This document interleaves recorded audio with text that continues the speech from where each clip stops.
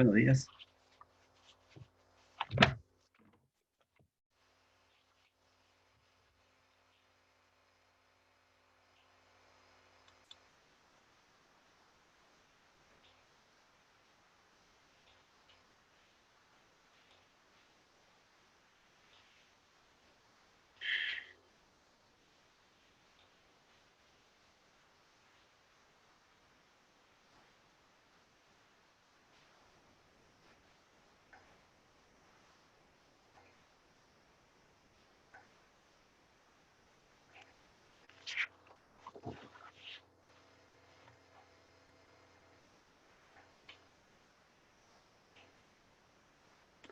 Buenos días con todos. ¿Me escucho?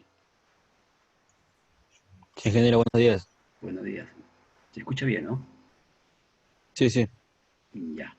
Muy bien. Vamos a esperar un ratito que ingresen todos.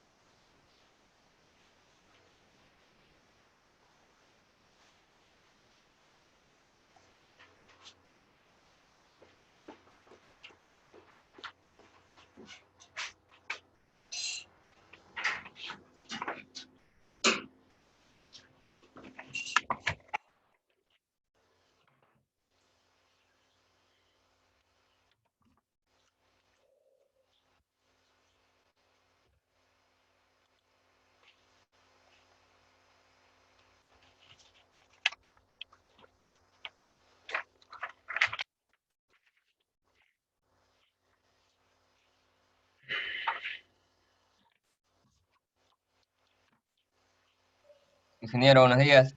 Buenos días, buenos días. ¿Cómo están? Buenos días. Bien.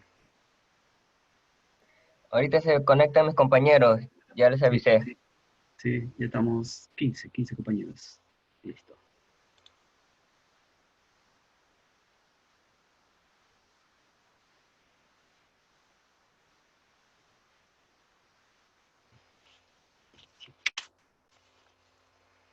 Son 23. 23.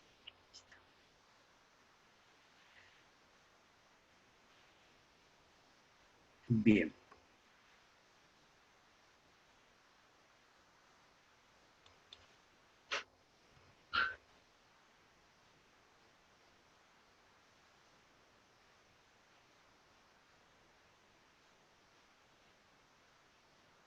Bien, ya están la mayoría. Vamos a compartir hoy día el tema. Es un poquito largo. Vamos a ver cómo aceleramos esto un poco.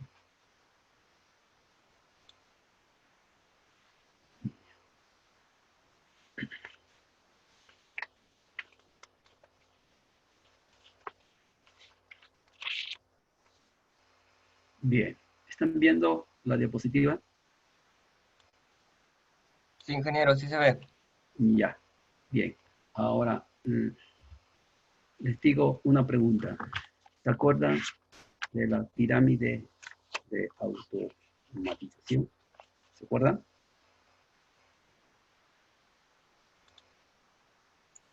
Sí, algo ingeniero. No olvidé. Ya. ¿Cómo se llamaba la parte de la base? ¿Se acuerdan? De los sensores. Sensores, sí, tenía un nombre eso.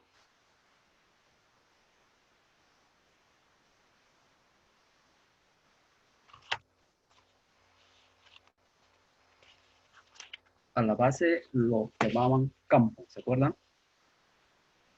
Campo. Después había otro nivel encima del campo donde estaban los PLC. Después venían el sistema SCADA, el sistema de gestión, etcétera. Era una de las preguntas que hicimos. Nivel de control. Ajá. Así es. O sea, esa es la base. La base es donde se toma contacto con las variables, las materias primas, etcétera, ¿no?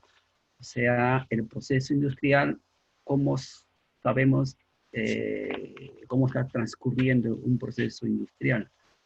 Tenemos que hacer uso de dispositivos que estén en contacto con esos medios físicos, ¿no? Que les mida la temperatura, la presión, velocidad, ¿no? Y esos elementos, precisamente, son los sensores, ¿no? Y aparte de eso, necesitan unos dispositivos que actúen sobre el proceso, ¿no? Que si la velocidad es muy lenta, que lo acelere un poco. O si la velocidad es demasiado alta, que lo disminuya, ¿no? Si la temperatura es muy alta, que active un proceso para que lo reduzca. Entonces, esos procesos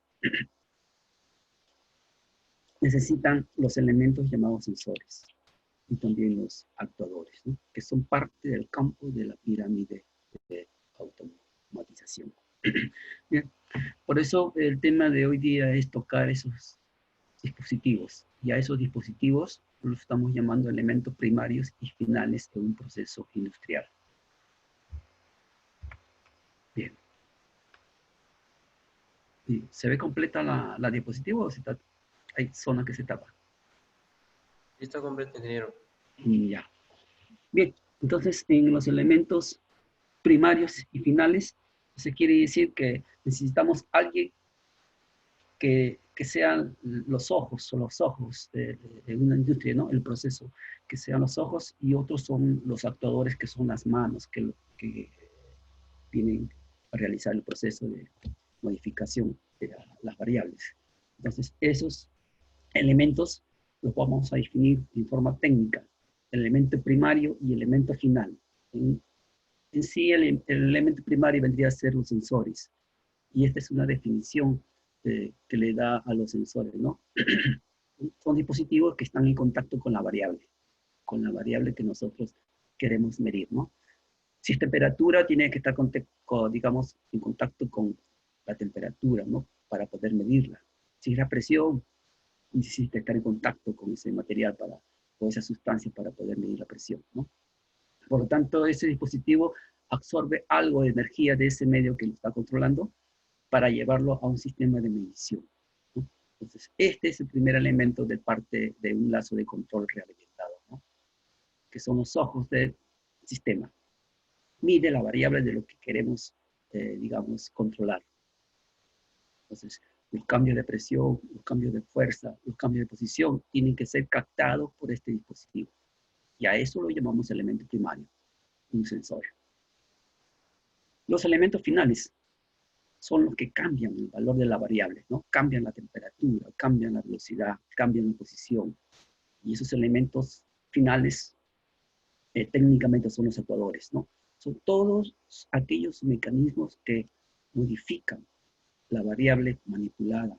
Son todos esos dispositivos que realizan esa función, son técnicamente actuadores, ¿no? O sea, lo consideramos como elementos finales. Bien.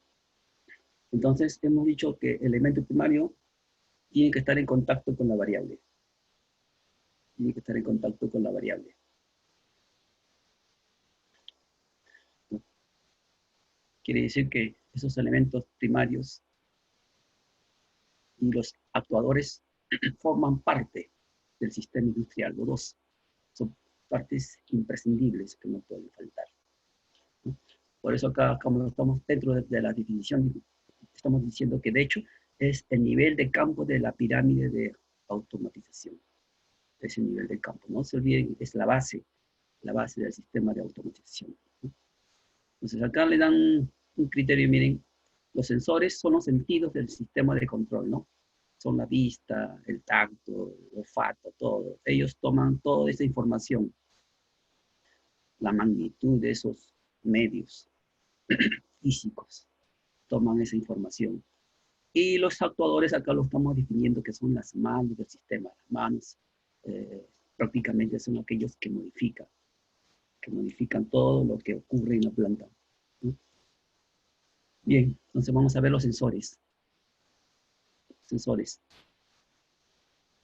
Ya, acá estamos repitiendo ya la parte de lo que hemos definido al comienzo, ¿no? Permite conocer el valor de las variables físicas, ¿no? Acá ya le estamos dando al medio físico, lo estamos ya definiendo como variables físicas, ya estamos relacionando sensores, variables físicas, ¿no? Miden ya prácticamente las variables físicas.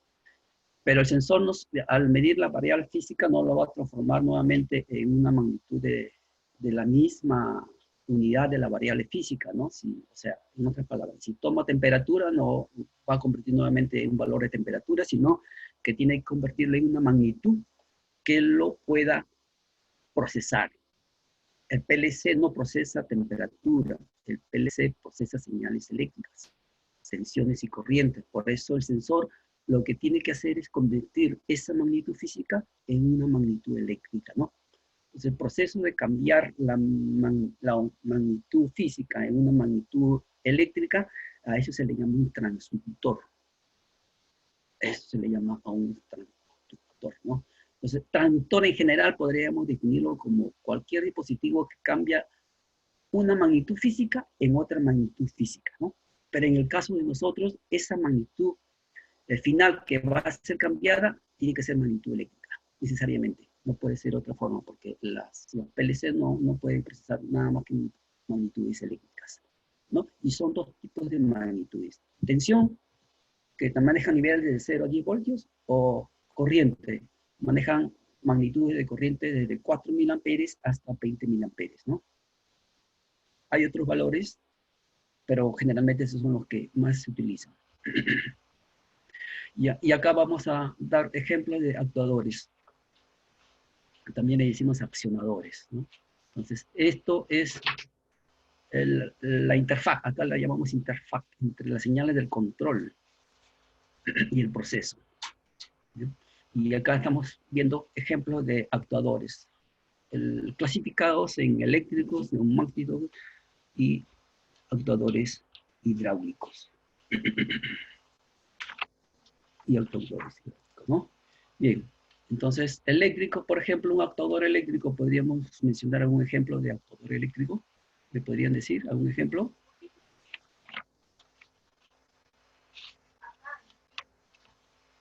¿Sí? A ver, ¿algún aporte? ¿Un actuador eléctrico?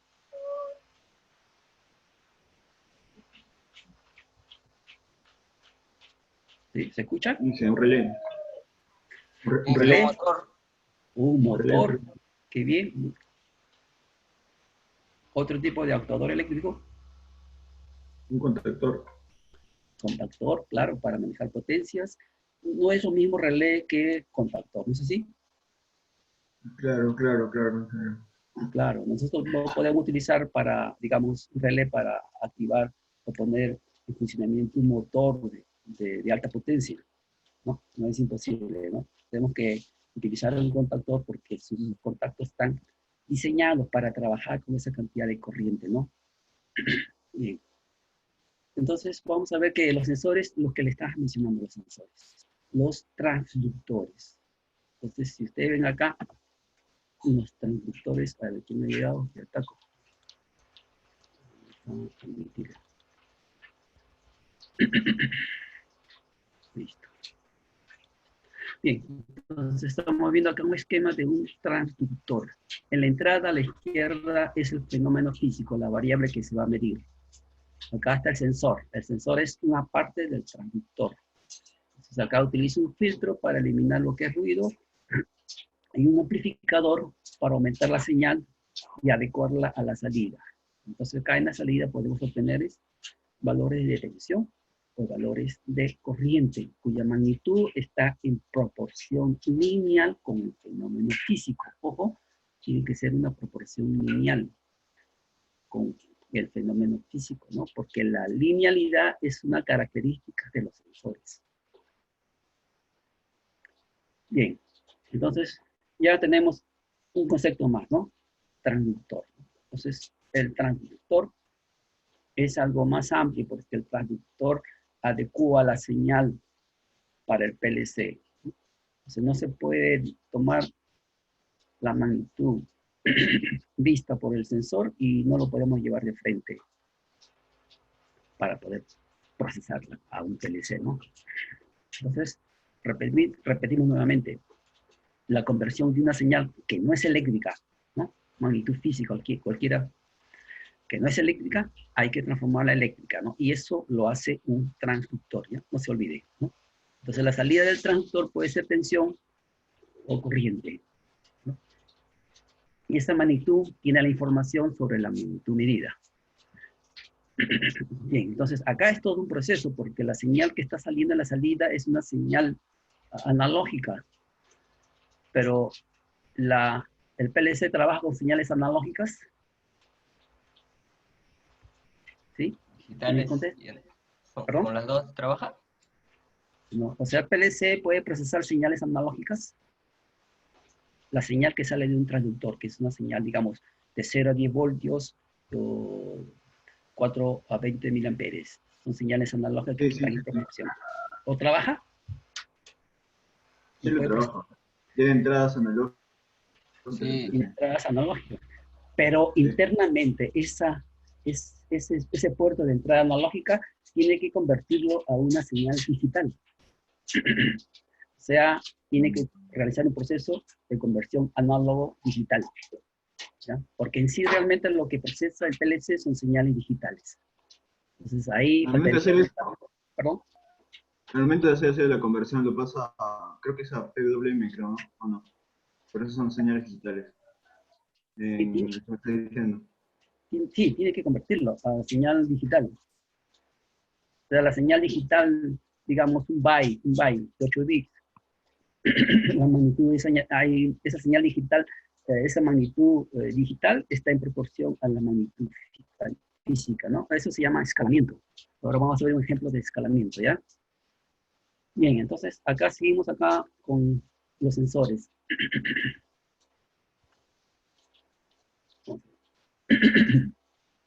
Bien, lo que le decía, la linealidad, o sea, la relación proporcional lineal de la magnitud física tiene que ser proporcional linealmente a la magnitud física.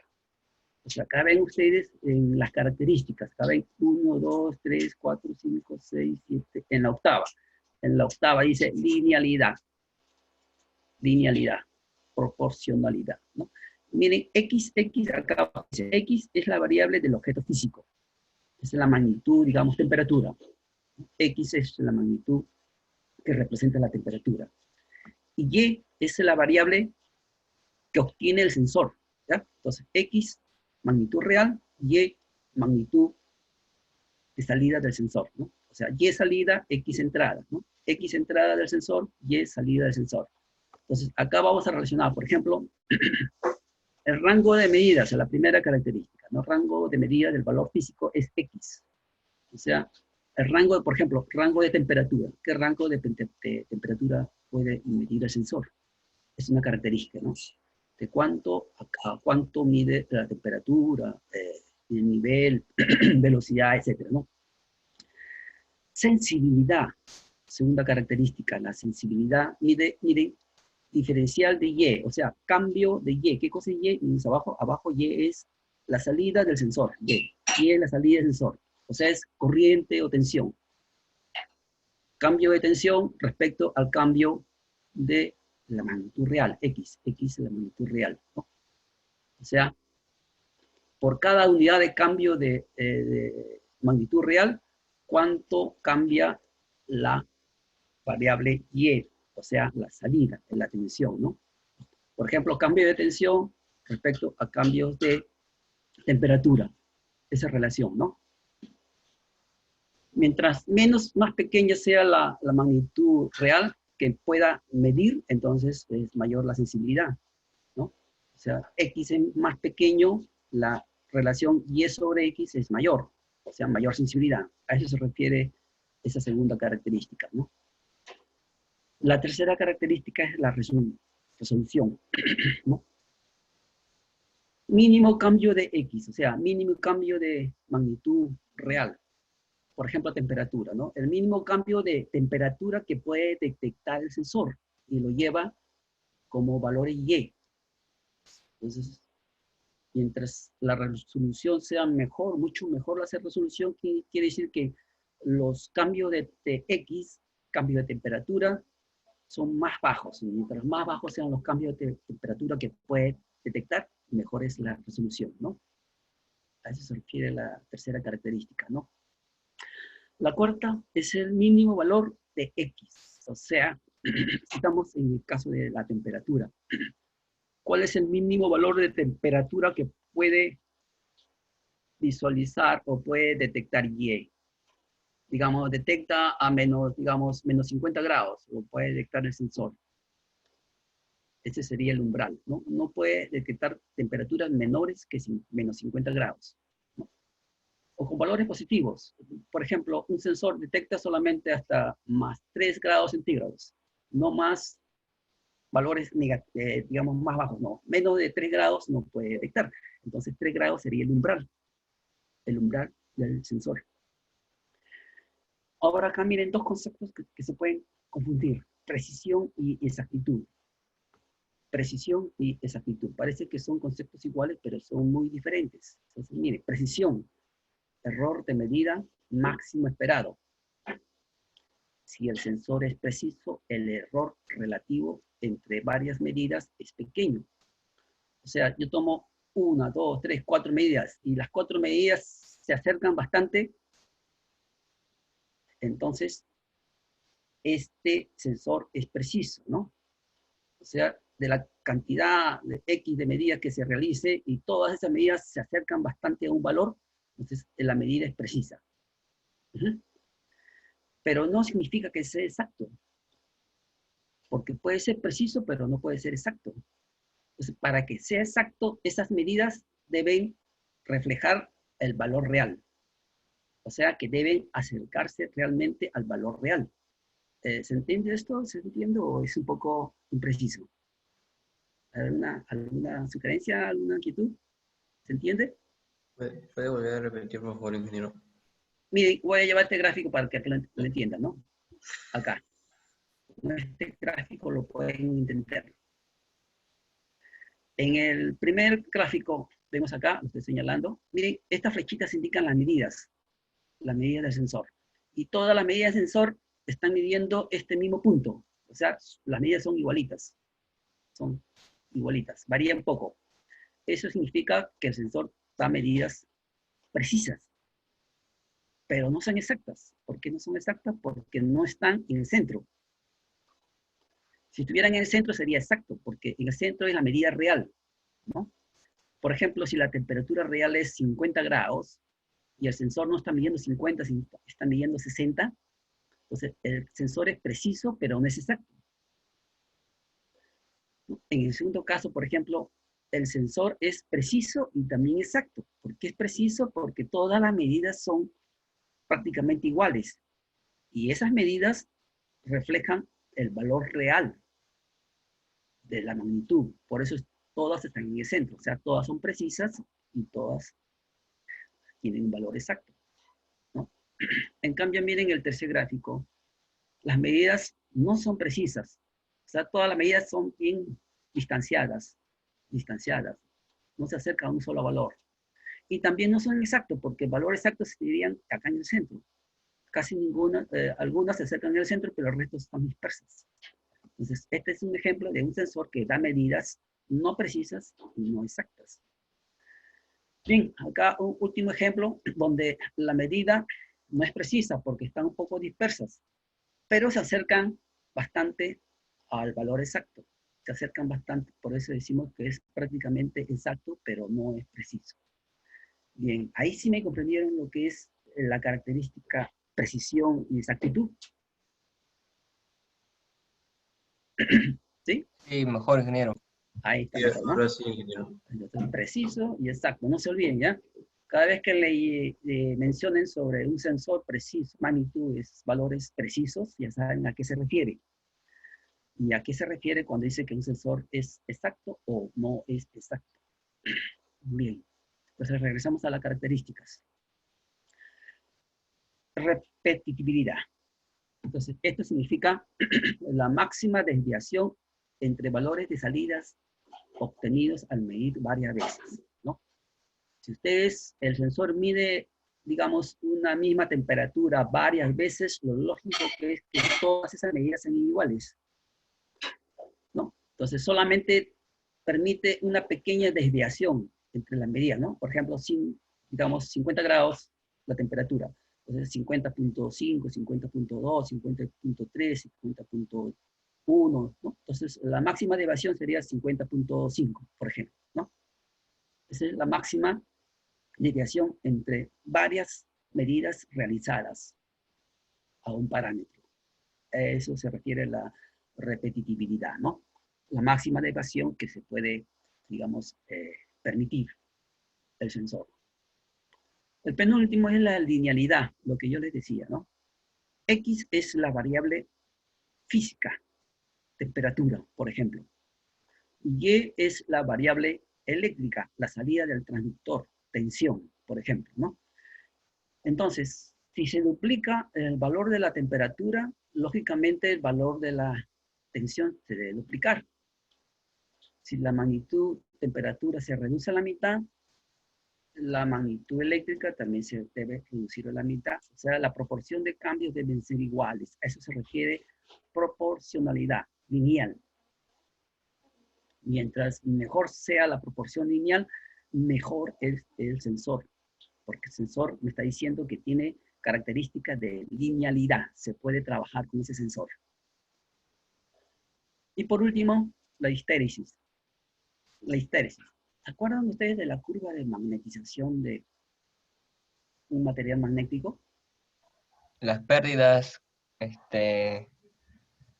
Claro, que se producen por histéresis, ¿se acuerdan? O sea, Corrientes, las corrientes en parásitas. pérdidas parásitas. Corrientes parásitas, entonces. más que parásita, miren, si tengo un material ferromagnético, ¿no? O vamos a generar un imán con un material magnético. Entonces, inicialmente el material magnético no tiene campo magnético. Si ustedes aplican corriente en un campo magnético, entonces se va produciendo la parte de la curva HI. O sea, HI es la intensidad magnética y es la corriente. A medida que aumenta la corriente, aumenta el campo magnético. Llega a un máximo. Y si yo disminuyo la corriente, la magnitud, el campo magnético no sigue el mismo camino que hizo, sino sigue otro camino. O sea, retorna por otro camino. Eso se llama histéresis, ¿no? Si yo le doy diferentes valores de Y, por ejemplo, para un mismo X, en función de la evolución de X, esto no es lo mismo, ¿no? O sea que retorno por el mismo camino, pero no quiero retornar por el mismo camino, pero no va por el mismo camino que ha, digamos, ido. O sea, la ida y la venida son diferentes. Ese es un problema de histéresis, ¿no? No sé, creo que no está muy claro.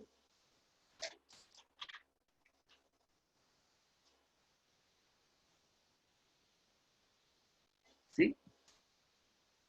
Solamente tengan en cuenta la curva X. Vamos a ver. Miren, ven el puntero, ¿no? ¿Ven el puntero? Sí, sí. Ya miren, digamos, este eje Y es la magnitud. Y este X es, digamos, una corriente que me origina esa magnitud. Entonces, si yo voy de este punto a este punto, sigo esta trayectoria, ¿no? Esta curva, así. O sea, voy de acá, para acá, y llego acá, al punto. Pero si quiero regresar, no regreso por la curva que hizo inicialmente, sino regreso por otro camino. ¿Entiendes? Esta diferencia, esa es la histéresis. ¿Sí? Ahora sí se entendió, ingeniero. Sí, que ya más Ya, claro. muy bien, perfecto. Ajá, listo. Ahora seguimos. Vamos a ver los sensores. Aparte de esa característica que hemos visto, también es la respuesta del sensor, ¿no? Por ejemplo, si la magnitud, digamos, una magnitud velocidad, por ejemplo, sube abruptamente la velocidad, el sensor lo debe detectar, ese cambio de velocidad debe detectarlo rápidamente, ¿no? Si se demora en detectar ese cambio, a eso se le llama velocidad de respuesta. Velocidad de respuesta, ¿no? Eso lo comparamos bastante con un escalón por ejemplo, un escalón de tensión. Un escalón de tensión sube, llega a un valor máximo en un instante de tiempo casi cero. Es un escalón de tensión. Pero la corriente, digamos, si es una carga RC, no va como forma de escalón, sino se demora una curva exponencial, ¿no? Entonces, esta diferencia de tiempo para llegar al valor máximo se le llama tiempo de subida o tiempo de retardo. Entonces, los sensores no, digamos, no ven en forma instantánea los cambios de la magnitud física, sino se demora un tiempo. A ese tiempo se le llama velocidad de respuestas, ¿no? Velocidad de respuestas. En el segundo caso, respuesta en frecuencia se refiere cuando los cambios, digamos, cambios sube, baja, o llega a cero, y después nuevamente sube la tensión, así como una especie de onda cuadrada que va, digamos, activándose, desactivándose. Esto, ¿cómo responde el sensor? Depende de la frecuencia, ¿no? Si la frecuencia, digamos, de onda cuadrada, que estoy, digamos, que está cambiando, digamos, la velocidad, está cambiando a una frecuencia de 10 Hz, por ejemplo, el sensor trabaja, digamos, ok, ¿no? O sea, correctamente, pero si yo cambio los cambios de velocidad ya no a 10 Hz, sino, digamos, a 1 kHz, unos cambios rapidísimos, entonces el sensor no lo detecta, ¿no? O sea, eso se refiere a esa característica, ¿no? ¿Hasta qué frecuencia puede trabajar el sensor? A eso se refiere, ¿no? Respuesta de frecuencia. Bien, ahora vamos a ver una clasificación de los sensores. Acá, estamos clasificando los sensores. Ahora depende de la primera clasificación, según el tipo de aporte de energía.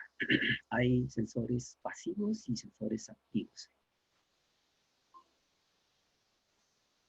Bien, sensores activos se refieren a esos sensores que generan su propia energía.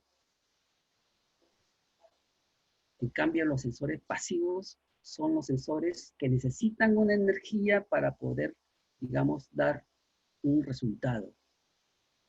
¿Cómo podríamos decir? Por ejemplo, ¿conocen ustedes los paneles solares? ¿No es así?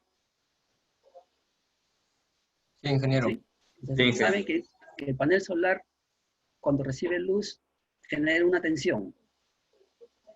Cuando Sí. recibe luz, genera una tensión. Entonces, esa célula fotovoltaica, porque es una célula fotovoltaica, lo puedo usar como sensor. O sea, como sensor. Cada vez que reciba luz, genera tensión.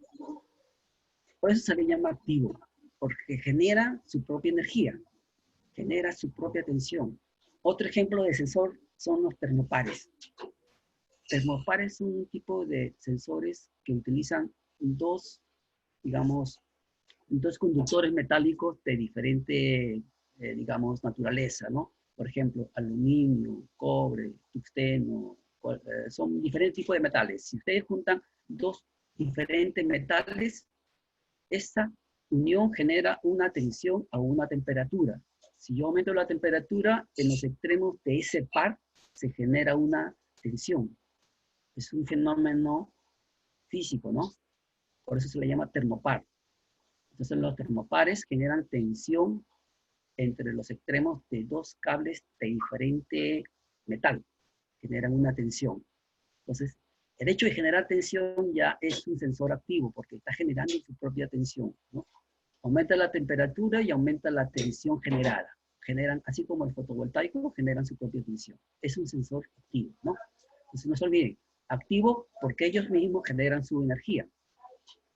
Y esa energía es utilizada para, digamos, sensar la magnitud. En cambio, los pasivos son sensores que necesitan energía para poder generar. ¿Quién llegó? Gutiérrez Espinosa. Vamos a ver.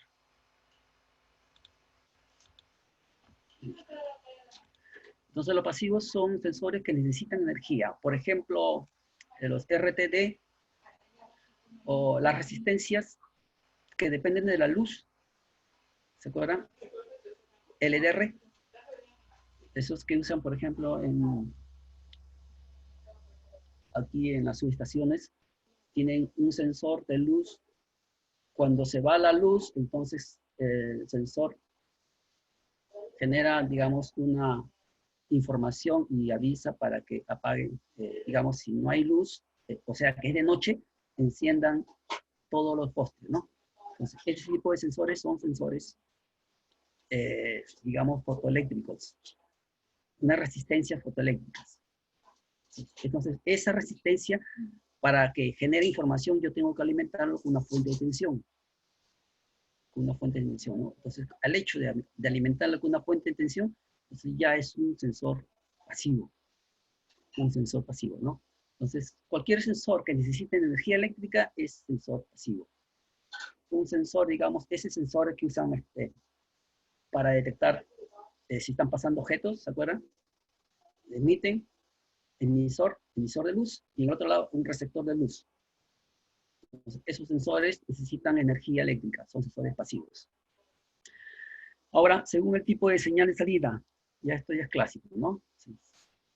Si la salida es analógica, digital, o todo o nada, on-off, apagado, prendido.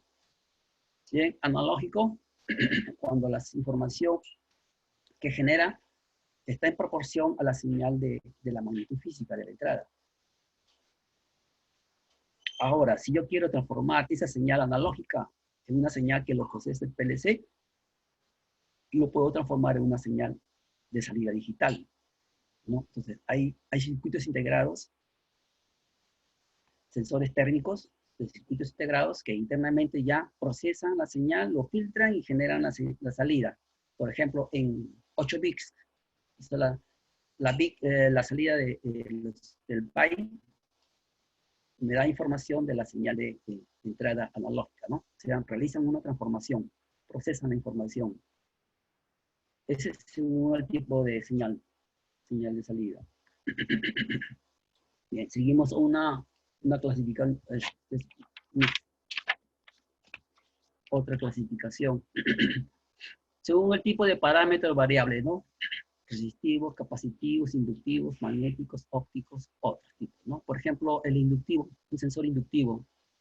Entonces, cuando pasa el sensor, trabaja con inductancia, campo magnético. Entonces, si pasa un material, digamos, magnético, ferromagnético, al frente de este sensor, entonces cambia la inductancia la reactancia de ese inductor, lo cambia, y eso el sensor lo detecta, que alguien ha pasado, ¿no? Que algún objeto metálico ha pasado, ¿no? O capacitivo, por ejemplo, para medir el nivel, puede ser para un nivel de un tanque. Es como si yo tuviera dos conductores y entre el centro tengo un medio dieléctrico. Entonces, si yo cambio el medio dieléctrico, cambia la capacidad. Entonces, utiliza ese principio para medir, para detectar los cambios de un medio físico, ¿no?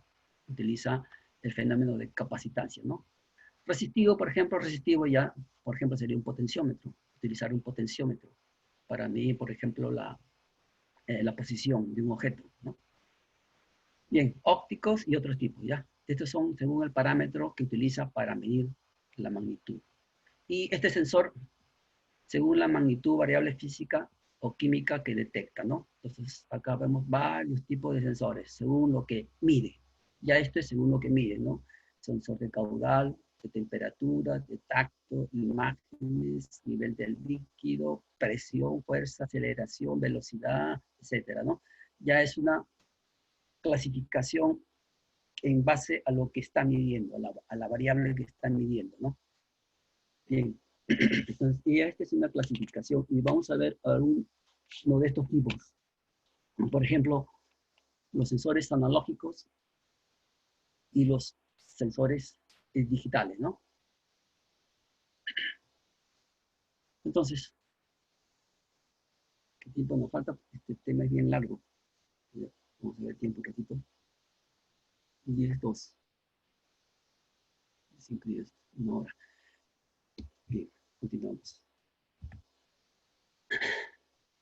Bien, ya lo mencioné esto. Sensores analógicos trabajan con salida, un voltaje o una corriente, ¿no? O sea, en la salida tienen un voltaje o una corriente cuya magnitud está en proporción a la variable. Ya le dije también que los voltajes de salida son variados, ¿no? Generalmente usamos de 0 a 10 voltios, la magnitud con la que trabaja un sensor. O 5 o más o menos 10, ¿no?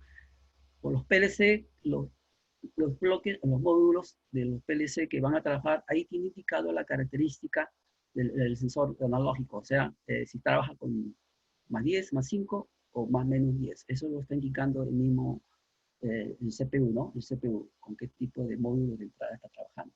En las características del módulo de entrada le especifica. Bien. Entonces acá, repetimos nuevamente, el rango de salida estandarizados, 4 a 20 miliamperes, si es que trabajamos con corriente, o estos valores de tensión si es que trabajamos con tensión. Bien, entonces hay una ventaja de trabajar con sensores de corriente, o sea, que midan corriente, en lugar de los que miden tensión. Entonces, cuando miden corriente, la ventaja es que distancia, ¿no? Podemos trabajar a grandes distancias con corriente. No ocurre lo mismo con tensiones porque la magnitud de la tensión con la distancia se va reduciendo, se pierde por pérdidas por el cable, ¿no? Ahí se pierde. Pero en cambio con corriente es mucho mejor trabajar a gran distancia. Entonces, esa es una ventaja, ¿no? Así se puede ubicar sensores en sitios remotos, alejados, ¿no? Y también con sensores de voltaje puede trabajar con varios niveles, pero acá solamente utiliza, en los de corriente utilizan 2 cables, porque la ida y retorno de la corriente, no solamente necesita 2 cables.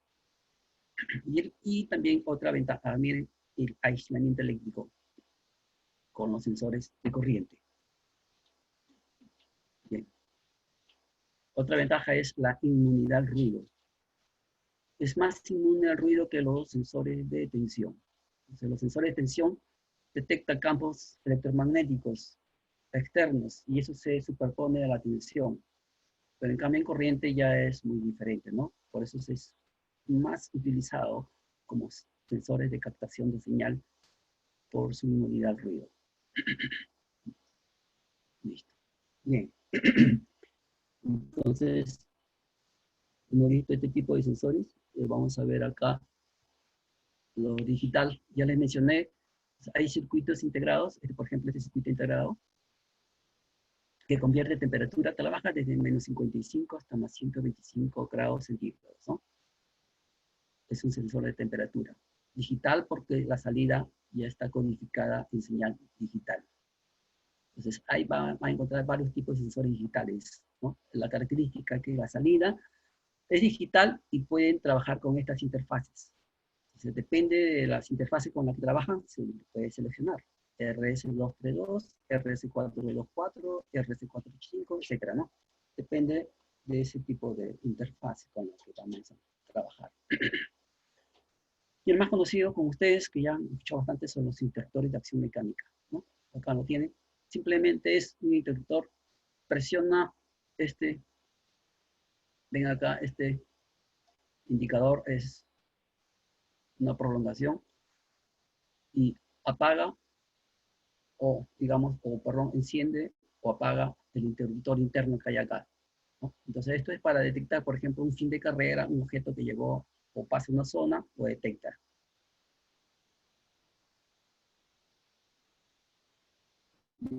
Sensores de proximidad sin contacto, por ejemplo, acá tenemos un sensor magnético, ¿no? Entonces, internamente un sensor magnético tiene todo esto de acá. Todo esto de acá, ¿ve? Porque es lo que acá, por ejemplo, tiene acá el inductor, y este de acá es un generador de onda, un oscilador. Entonces oscila y genera un campo electromagnético, ¿no? Entonces eso genera una reactancia y esa reactancia es lo que se mide, ¿no? Se mide, el detector detecta eso, lo rectifica y lo transforma. ¿Sí? Acá, miren, hace la compensación por el fenómeno de estéresis y lo lleva a la salida. Todo eso es lo que hace un sensor magnético, ¿no? Entonces, repito nuevamente, tiene acá una bobina, un inductor, una bobina, un oscilador, un circuito rectificador, acá un switch comparador y viene lo que termina en un indicador y lo lleva a la etapa de salida, ¿no? Entonces no hay contacto con el material, no hay contacto. Entonces el campo magnético trabaja en función del campo magnético generado por la bobina del sensor, ¿no? Entonces acá vamos a ver, por ejemplo, claramente cómo trabaja, ¿no? Miren, si ustedes comparan este de acá, es el sensor inductivo, sensor magnético, ¿no? Inductivo. Si ven acá, el material magnético está bien alejado. Y en esta zona del medio, el material magnético está cerca al sensor. Entonces, cuando está alejado, el oscilador está generando ondas, un oscilador genera ondas senoidales, ¿no? Y esas ondas senoidales están detectadas, lo detectan, y tienen esta amplitud. Pero si se acerca, aquí el objeto metálico se acerca al sensor, entonces, miren acá lo que pasa es afecta la inductancia, y se elimina la generación, y acá se elimina la detección de esas ondas senoidales. En la salida se elimina, no lo detecta, ¿no? Y acá nuevamente se aleja digamos, el cuerpo magnético, metálico, se aleja, y entonces nuevamente dentro del sensor se está generando nuevamente, está detectando las ondas senoidales, ¿no? Y este de acá, las ondas senoidales lo transforman con el comparador lo transforman en tensión alta cuando hay tensiones senoidales o tensión baja cuando no hay tensiones senoidales. Y esto en la salida lo transforma y lo adapta a la salida digital, ¿no? Off quiere decir que no hay presencia, y on cuando hay presencia, ¿no? Así trabaja un sensor inductivo. Un sensor inductivo. Ya esto ya ustedes lo conocen, sensores optoelectrónicos de proximidad, ¿no?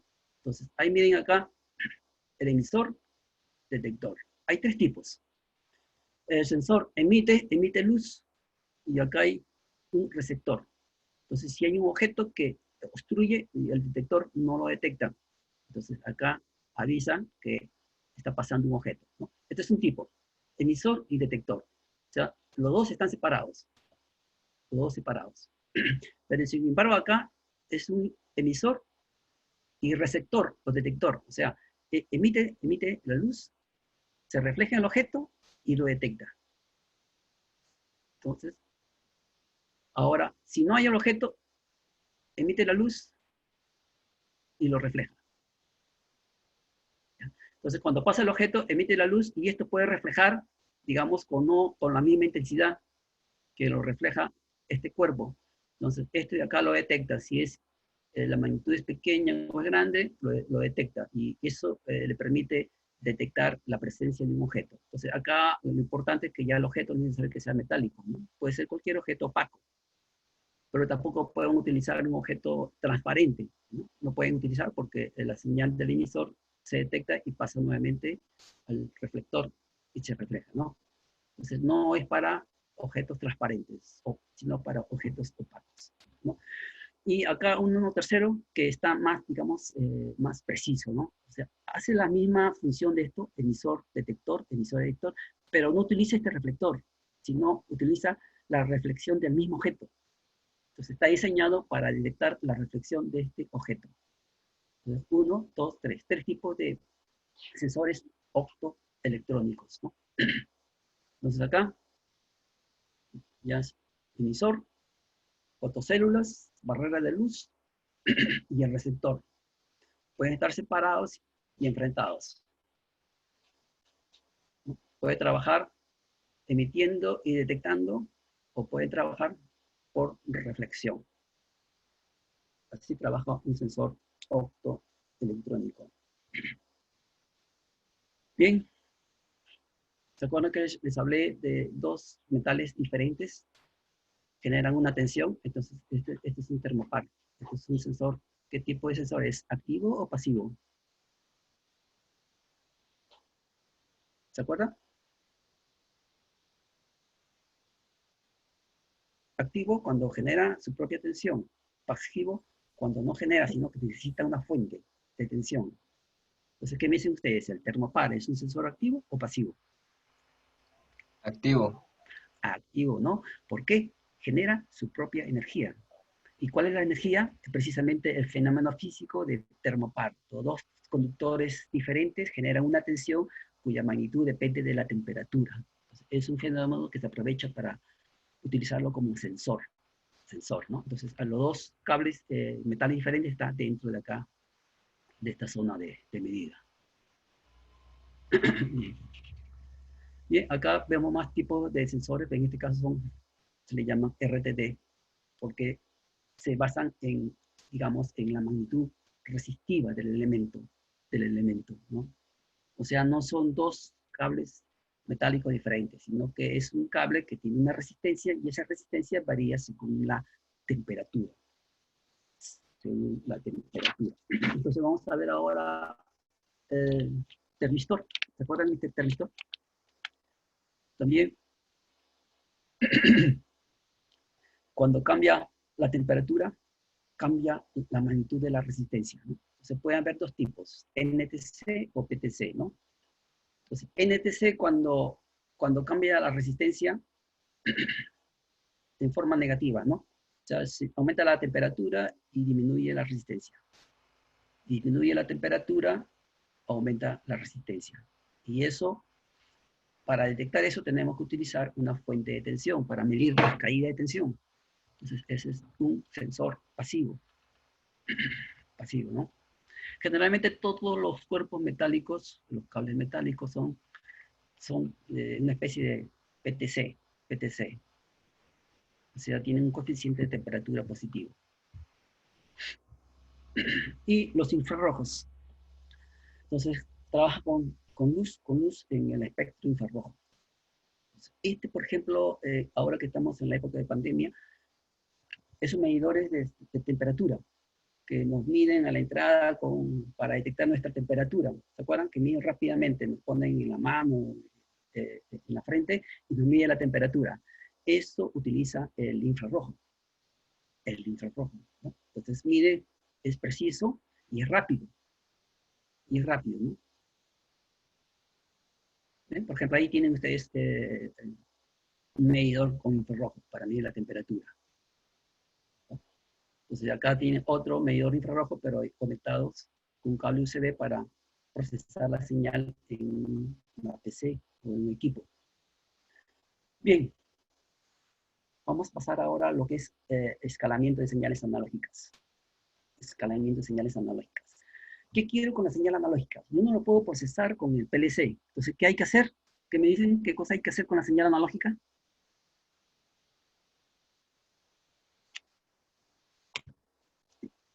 Hay que pasarlo al Hay que convertirla digital. Perfecto, hay que convertirlo a digital. Eso se llama escalar la señal. Escalarla en forma proporcional. Y vamos a caer acá en un esquema de comportamiento, miren. Entonces, escalamiento y tratamiento de la señal analógica. Lo típico, por ejemplo, un tanque, que quiero yo medir el nivel de un tanque, ¿no? Tengo un tanque que tiene un nivel de 0 hasta 800, que me está indicando en medidas el máximo 800, me indica que hay 800 litros. Si estoy acá en 500, me está indicando que hay 500 litros, ¿no? Etcétera. Entonces, yo lo que quiero medir es ese nivel, para que me dé volumen. Listo. Bien, entonces la aplicación del sensor de nivel, si tenemos un sensor de nivel, un sensor analógico, está conectado a un módulo de entrada analógica, a un PLC, ¿no? O sea, mi sensor va a estar conectado a un PLC y mide de manera proporcional las medidas físicas del nivel del tanque. Por ejemplo, nivel 800 litros, pues le voy a utilizar ya no tensión, sino un lazo de corriente, 20 miliamperes. Y nivel mínimo, acá está raro, ¿no? No es 20, sino es 40. Voy a corregirlo acá. Perdón, 4 miliamperes.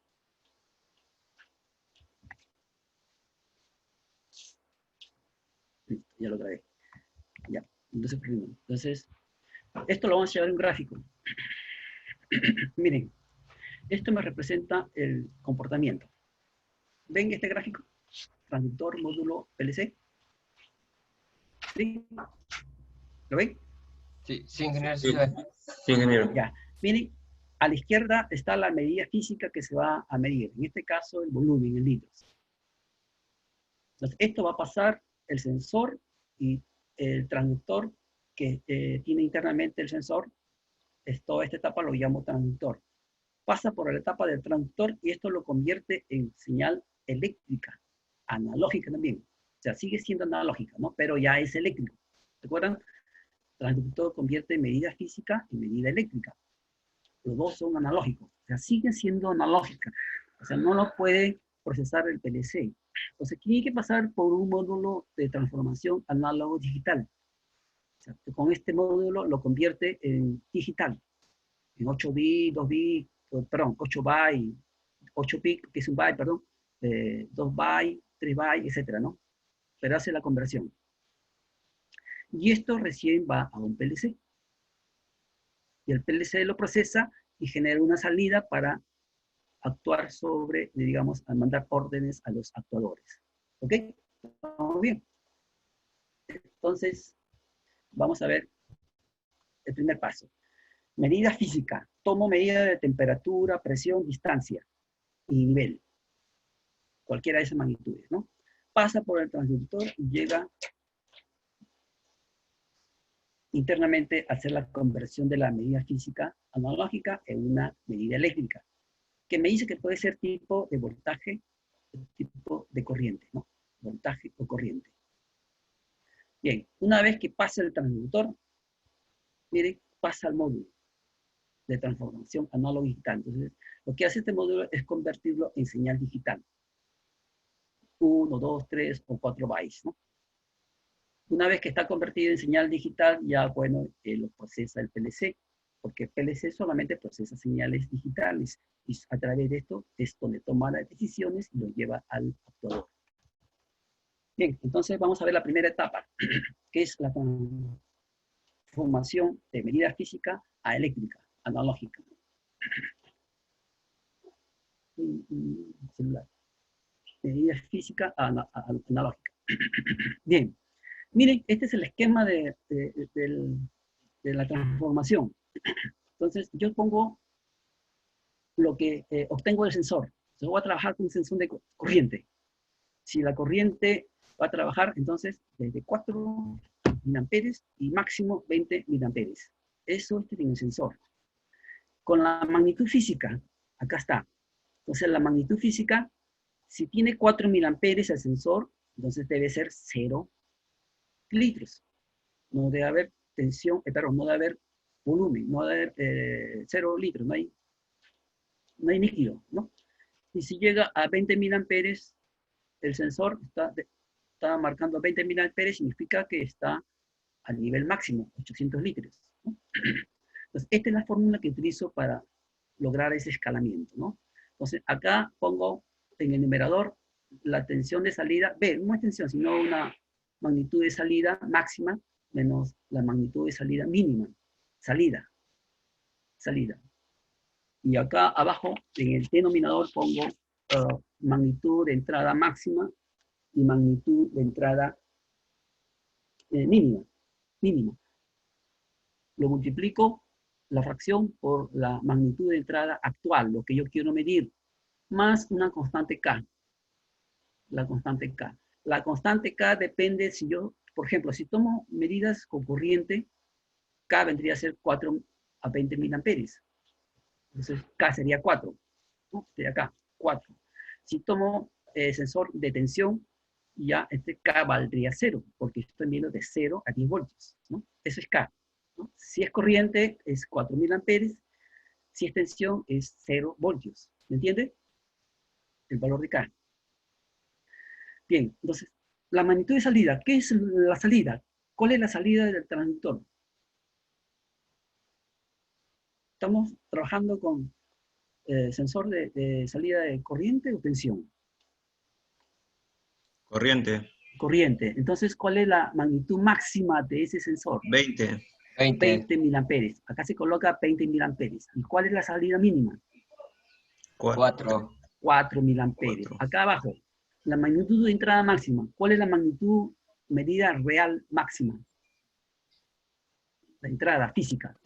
800. 800 litros. Y Sí. la entrada mínima, 180. ¿no? Cero. 0. 0, 0. Claro, si no hay líquido, no hay volumen, es cero, ¿no? Y acá se pone lo que yo quiero transformar, ¿no? La entrada actual, o sea, de esta entrada, cualquier valor de este de acá, ¿no? 180, 250, 400, 480, lo llevo acá y lo voy a transformar, ¿no? Y K, ¿qué utilizo como K? Acá, fíjense, ¿qué utilizo como K? 4. 4 miliamperes. Miren, ahora agarren una calculadora y vamos a hacer el cálculo, ¿ya? Reemplacen los valores que ustedes me han dicho, ¿no? Empezamos con 800 litros. Entonces, reemplazamos. Salida es 20 miliamperes. Salida máxima 20. Salida mínima 4 miliamperes. Aquí. Entrada máxima 800 litros. Entrada mínima 0 litros. Lo que yo quiero medir es 800 litros. Quiero transformarlo en corriente. 800 litros. Más la constante K me debe dar 20 miliamperes. A ver, verifiquen, ¿me da 20 miliamperes?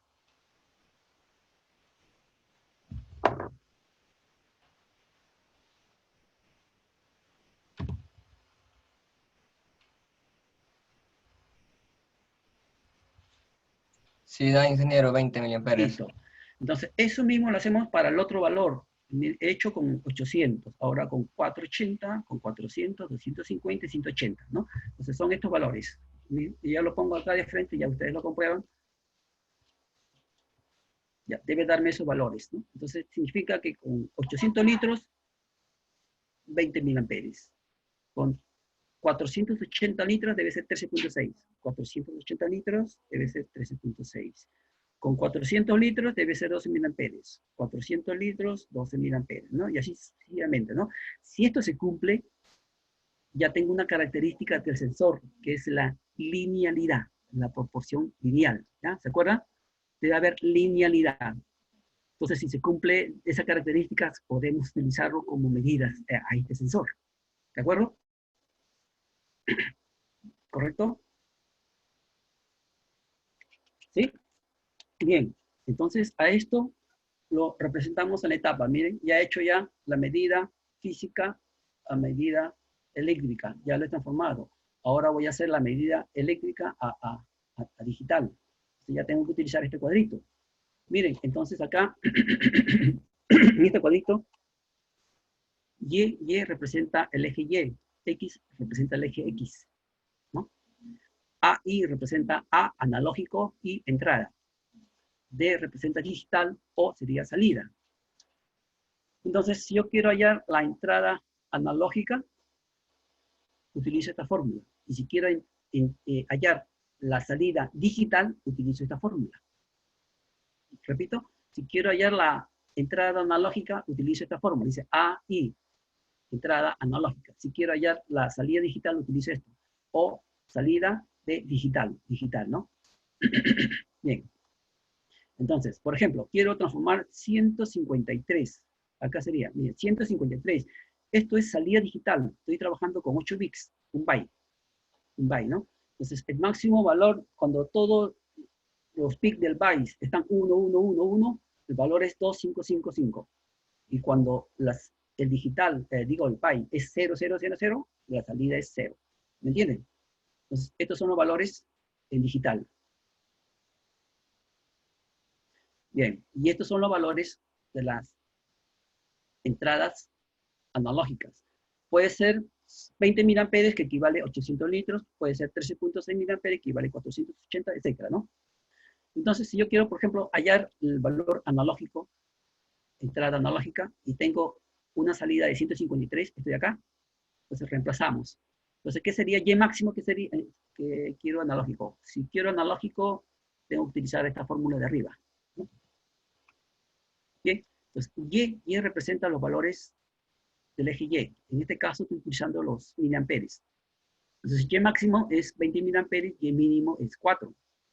Ahora, X máximo, en el eje X, el máximo es 255, el valor digital, 255, y el valor mínimo es 0. Se lo coloco acá, 255 menos 0. Multiplico por este paréntesis representa esto acá, ¿no? DO. DO es la salida digital que yo quiero medir. Acá está, 153, y coloco 153. Menos X mínimo. Entonces, ¿cuál es el X mínimo? Es 0. Lo represento acá, 0. Más Y mínimo. Y mínimo, miren, Y, el mínimo Y, como estamos trabajando corriente, es 4 miliamperes, y pongo acá 4 miliamperes. El resultado es 13.6 miliamperes, ¿no? ¿Sale ese valor? Sí, ingeniero, sí sale.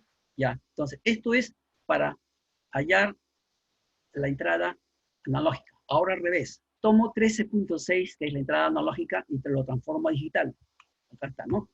Entonces, ¿qué tengo que hallar? DO, salida digital, que tengo que utilizar esta fórmula. Salida digital. Entonces, utiliza fórmula. Entonces, X máximo y X mínimo. Entonces, X máximo es digital, 255, y X mínimo es 0, 0. Y acá abajo es Y máximo, 20 miliamperes, y Y mínimo es 4 miliamperes. Por entrada analógica, la que yo quiero medir, que es 13.6, coloco 13.6, menos la mínima, sabemos que es 4 miliamperes, ¿no? Efectuamos y debe salir 153.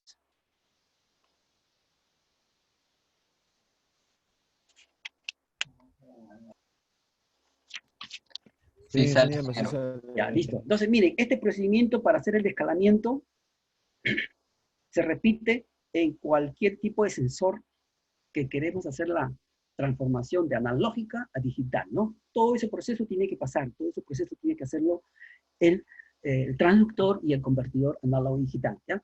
Bien, entonces yo le estoy dejando una tarea con un gráfico, y ustedes tienen que hacer todo este paso que hemos hecho, tienen que hacerlo con esa tarea, ¿ya? Ahí está, tienen para entregarlo mañana, más o menos, creo que es hasta las 6, 8 de la tarde, creo que es 6 de la tarde, ¿ya? Hacen este procedimiento para hacer un escalamiento, ¿ya? Ya. Ahí está todas las indicaciones. Bien, entonces continuamos ahora con los... perdón, acá terminamos el proceso, ¿no? Vamos a terminar esto ya. Esto hemos hecho ya la medida física analógica, medida eléctrica, ya hemos hecho esto. Hemos hecho ya la conversión análogo-digital, listo, y ya está listo para el PLC. Y ahí terminamos con los escalamientos, sensores. Ahora vamos a ver con los actuadores. A ver, quiero hacer, sacarse tiempo. 15, 29, 30, 40, 50, 20 minutos. Miren, tienen un vínculo ahí en la plataforma del aula virtual, tienen un vínculo para que vean un video que es el video de oro ecológico, ¿ya? Se trata de una planta minera, estudianos bien porque también vamos a trabajar con esa planta minera, ¿ya? Ya no nos alcanza el tiempo para verlo acá, sino ustedes hacen clic al link y ven ese video, ¿ya? Por favor, ¿ya? Entonces, ahí hay un link para que vean un video sobre un proceso de procesamiento mineral, oro ecológico, ¿no? Cómo hacen la transformación digamos, de una mina, digamos, sacan tierra que creen que hay oro y lo llevan y lo procesan para obtener oro, pero sin utilizar mercurio. Entonces, a ese proceso vamos a aplicarle, digamos, el PLC, ¿no? Entonces, estudienlo bien. Y ahora continuamos con los actuadores. Bien. Relé, ya ustedes ya lo conocen, relé. Es una bobina. Actuamos sobre la bobina y eso va a activar unos contactos auxiliares. Y en eso ya lo conocen. Yo creo que paso esto un poquito rápido. Entonces, ven acá el circuito de mando de la bobina y el circuito de acá es de fuerza. Y acá está la bobina. Vamos a pasar un poquito rápido. Contactores, ya su compañero habló. Entonces, no puedo utilizar un relé para accionar un motor. Tengo que utilizar un contactor porque los contactores tienen estos contactos que están diseñados. Sus extremos están diseñados, bañados con una capa adecuada para evitar las chispas y para que pueda pasar esa cantidad de corriente. Entonces, este de acá tiene una bobina. Esta bobina es la que manipula el PLC, la que la activa, ¿no? Motores eléctricos es que es un tipo de actuador. Ya las características son rendimiento, velocidad, potencia y par motor, ¿no? Son 4 características principales de un motor, ¿no? ¿Cuánto es el par motor que me va a generar? La potencia que consume, la potencia, la velocidad nominal y el rendimiento, que es la relación entre el par y... ¿Quién está? Mendoza recién ha llegado. Y vamos a terminar. ¿Lo dejamos entrar o no lo dejamos entrar? No lo dejamos entrar, ¿no? Creo que el internet que cuando va y viene te sale, te saca de la... Sí, ¿no? Ya, bueno, vamos Él a estaba, admitirlo. ingeniero. Sí Sí, voy a estaba. admitirlo, voy a admitirlo. del internet. Listo, Sí, que el internet a mí también me bota. ya, listo. Listo, seguimos entonces con los actuadores. Vamos a ver acá rápidamente. Motores eléctricos, ya tienen aquí motor eléctrico. Este de acá es un control por autotransformador, ¿no? O sea, que un transformador, cuando arranca un motor, genera una alta corriente, un pico de corriente. Entonces, para evitar ese pico de corriente, utilizan estos autotransformadores, ¿no? Se le aplica primero una tensión baja y ahí va subiendo, ¿no? Del punto 1, que es tensión baja, punto 2, sube un poquito, y punto 3 a la tensión plena. Entonces, pero eso se realiza para evitar los picos de corriente. Bien, los actuadores neumáticos, ya esto de acá, ustedes ya lo van a ver, está programado para el PLC2, todo lo que es la parte neumática, trabajando con el PLC, ¿no? Entonces, esto de acá utilizan bastante en la industria, bastante, porque es la facilidad con la que se puede trabajar en los sistemas industriales. También un precio más o menos asequible para poder hacer su instalación. Pero eso sí, necesita una fuente de aire comprimido. Entonces, tiene la ventaja que la energía se puede transportar, la potencia mecánica como potencia, la energía como potencia mecánica se puede transmitir, ¿no? Se transporta y se almacena en forma de presión. Ya. Es limpio, no contamina, es sensible a la temperatura, no es sensible a la temperatura, perdón, no produce explosión, trabaja con aire, y la fuerza, el problema es que la fuerza que es capaz de desarrollar depende de la presión, ¿no? Si quiero más fuerza, hay que utilizar más presión. Y hay también ver la característica de compresibilidad de la sustancia, ¿no? Si queremos manejar fuerzas, entonces no podemos utilizar el aire. Por ejemplo, para medir cargas pesadas, hay que utilizar ya como medio un líquido, un aceite que no sea compresible, ¿no? Entonces ya son actuadores hidráulicos. Entonces, la parte del aire comprimido es el aire, ese es el elemento con el que trabaja, el aire. Y segundo, necesito un compresor. Entonces, ese compresor tiene que absorber el aire para comprimirlo, ¿no? Y en la entrada tiene que tener un filtro para eliminar impurezas. Y el esquema de un sistema neumático, todo esto de acá es el generador de aire a presión. Cilindros neumáticos, estos son con los que van a trabajar en el otro ciclo. Es de simple efecto, este es de doble efecto. Entonces acá es la entrada de aire comprimido, de simple efecto, y este es un resorte. Yo entro aire acá, y este es comprime el resorte y hace la acción, ¿no? Desalojo el aire y esto se retorna. Es simple efecto. Y este de doble efecto, o sea, para llevar a este émbolo a la derecha, tengo que introducir aire por este lado. Para regresar el émbolo, introduzco el aire por este lado. Entonces tengo que utilizar una válvula de distribución para ingresar por acá y otro que ingrese por acá, ¿no? Si quiero retornar el émbolo, ¿no? Ven acá, acá tiene un link, ¿ya? En la diapositiva, ahí le he puesto un link. Van a ese link y le va a llevar a un video donde le explica el trabajo, el funcionamiento de esos cilindros neumáticos. Así como hay cilindros neumáticos, ojo, este cilindro neumático, otra cosa es válvula de distribución. Entonces, la válvula de distribución que me distribuye el aire, hacia qué zona lo quiero enviar, ¿no? También acá, cómo trabajan las válvulas de distribución. Entonces, la salida lo lleva a un cilindro. Entonces, en este caso es una válvula de 5,2. 5 significa las vías, o sea, el recorrido útil del aire, de la sustancia, ¿no? Y 2 significa las posiciones, ¿no? Por ejemplo, acá tiene 2 posiciones porque va a la derecha o va a la izquierda. Este de acá, miren, este es el émbolo que va a la derecha o va a la izquierda, ¿no? 2 posiciones. Hay otros que tienen 3 posiciones, va a la derecha, en el centro o a la izquierda. Entonces, miren, van a este link, y en ese link le voy a explicar el funcionamiento de esas válvulas de distribución, ¿no? Bien, miren acá también algo interesante, motores neumáticos, no solamente hay motores eléctricos, motores neumáticos. Por ejemplo, voy a copiar este link para que vean, tengo 3 minutos.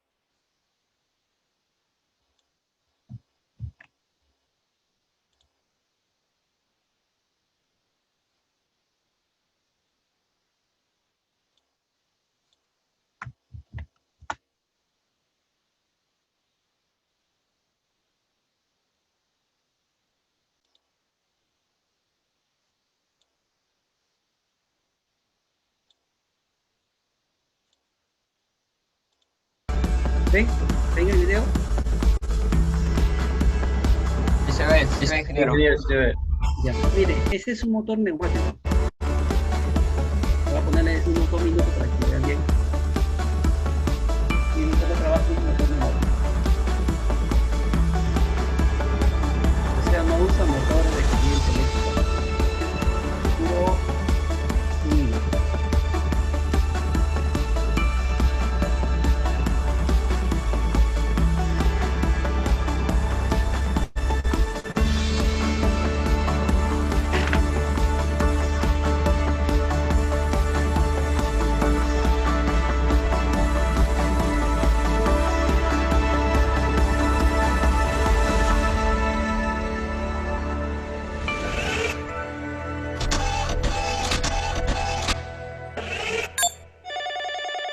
¿Lo vieron? Sí, ingeniero. Ingeniero, Interesante, ¿no? la gente, Sí, ¿no? Ya, ¿se son puede motores hacer con... uno? Sí, eso trabaja con válvulas, cilindros, etcétera, ¿no? Todo lo que es la parte neumática. Y por último, vamos a compartir para terminar. Miren, entonces, es bien largo este tema, no se podía avanzar mucho, eh, pero vamos a terminar. Ya. Entonces, así como tenemos motores neumáticos, válvulas neumáticas, cilindros neumáticos, también hay actuadores hidráulicos. Entonces, actuadores hidráulicos es para cuando queremos manejar grandes potencias, ¿no? Encontramos motores hidráulicos. Son actuadores hidráulicos. Cuando queremos potencia elevada, entonces, ¿lo ven, no? ¿Ven la disposición? Sí, ingeniero. Ya, las grúas, el clásico uso, ¿no? Las grúas. Esto tenían que utilizar actuadores hidráulicos y utilizan como medio, acá tenemos una grúa, como medio utilizan aceites especiales que no se comprimen. Bien. Listo, señores, con esto de acá terminamos lo que es la parte de elementos primarios y elementos finales de un proceso industrial. ¿Ninguna pregunta?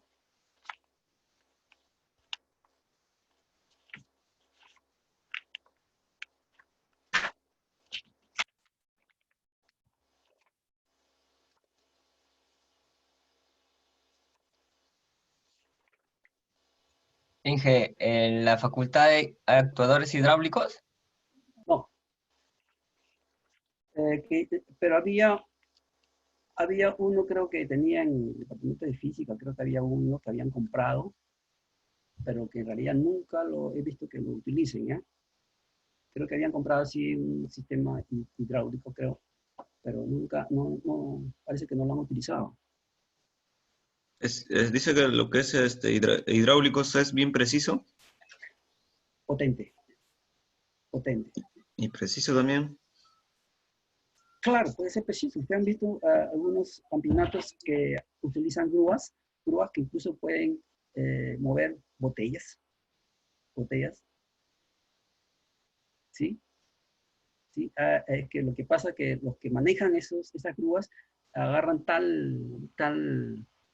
tienen tal entrenamiento y tienen tal especialidad para manejar eso con el tiempo, ya que los hacen prácticamente precisos para poder manejarlos.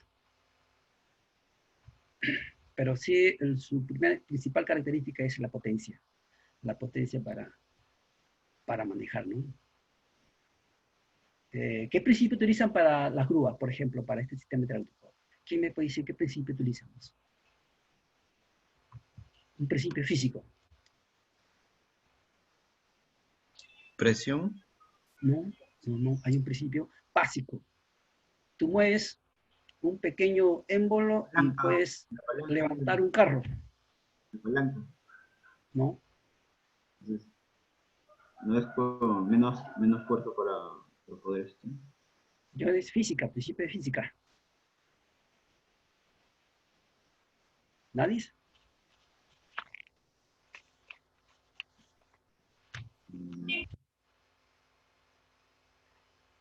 Es elemental, ¿ah? Bueno, les digo, el principio de Pascal. ¿No? ¿Se acuerdan? Sí. El principio de Pascal. Bien. Listo. Entonces, no se olviden de la tarea que les he dejado. No esperen a última hora. Miren, si tienen problemas para enviar, le he dado hasta 2 intentos. Por ejemplo, se le va la luz, la energía, han enviado y no se ha hecho, digamos, el proceso de envío. Entonces, pueden tener un segundo intento para enviar, ¿ya? Un segundo. Ingeniero, ¿y la anterior tarea ya la revisó? Sí, ya tienes tu nota ya en la plataforma. Ya. ¿Alguna pregunta? Entonces,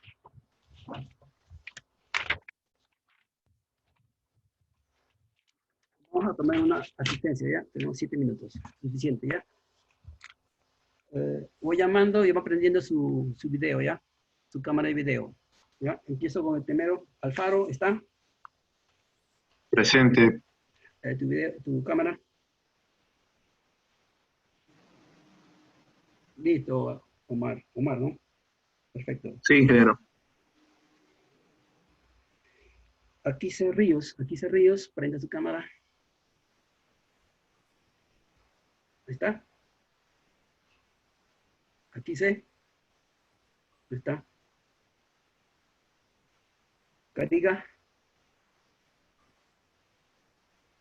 Cariga, Lázaro, Marcos.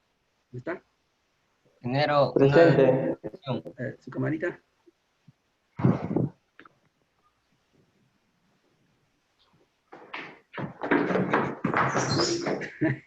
Cariga se cayó.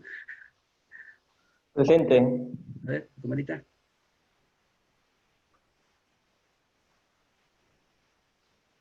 ¿No está activo tu camarita? No, es que Inge, mi internet está muy lento. Vamos a ver. Choque talla, Arturo. Presente. A ver, tu camarita, Arturo. Correcto. Buenos días, Arturo. Buenos días. Contreras. Un poquito rápido. Contreras de la Cruz, Jefferson. Buenos días, Jefferson. Cornelio Jormeño, Fabio, rápido. Presente. ¿Cómo estás? Ahí está. Buenos días. Culé Lapa, Jonathan. Presente, ingeniero. ¿Cómo Presente. estás? Culé, ¿no tienes cámara? No, todavía no me he comprado. Hoy recién me compré mi ingeniero. Ya. Echegaray Neira, Oscar. Presente, ingeniero. Buenos días, buenos días. Mucho frío. Gutiérrez Espinosa, Héctor. Presente. ¿Dónde estás? ¿Dónde estás? Cámara. Buenos días, Héctor. Huachayanqui. Brian. Brian, Presente, ingeniero. ¿dónde estás? ¿Dónde estás? Camarita. Brian, ¿no te veo? Sí, ahí estoy ya. ¿Tú tienes cámara? Ahí está. Buenos días. Bien. Buenos días. Omaní Loa. Omaní Wilber. Rapidito. ¿Dónde está? Conmigo, ¿no? ¿Dónde está? Guamaní Lozano. Guamaní Lozano, Celestino. Buenos días, Celestino. Guasaquiche Loza, Ronnie. Guasaquiche Loza, Ronnie. ¿Dónde está? ¿Dónde está? Mendoza Flores, Juan. Mendoza Flores, Juan. Presente, ingeniero. Buenos días. Buenos días, Juan. Bien.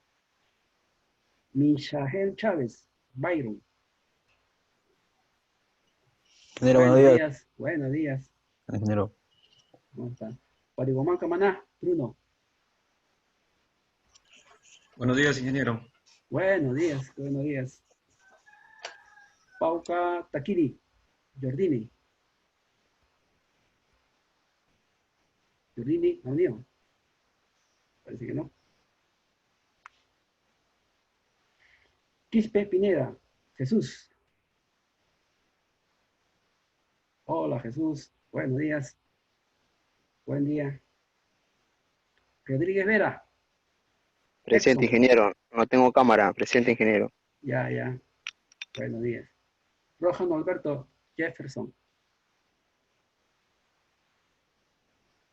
Jefferson, ¿no tienes cámara? Ah, ahí está. Buenos días.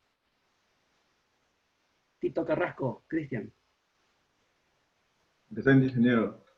Tito, Cristian, ahí, a ver, ahí está. Buenos días, Cristian. Tito Sánchez, ¿está? Fernando, Tito Sánchez, Fernando. Hola, Tito, Fernando. Buenos días. Yataco Ortiz. Juan. Presente, profe. Ingeniero. A ver, ¿no tienes cámara? Ahí está. ¿Qué tal? Buenos días, Juan. Listo, señores. Se nos va a cortar ahorita, ¿ya? Bien, no se olviden la tarea y los videos, revísenlo ya, sobre todo el de oro ecológico. Listo, Gracias, ingeniero. ingeniero. Listo. Listo, buenos días, que tenga buen día. Listo, igualmente.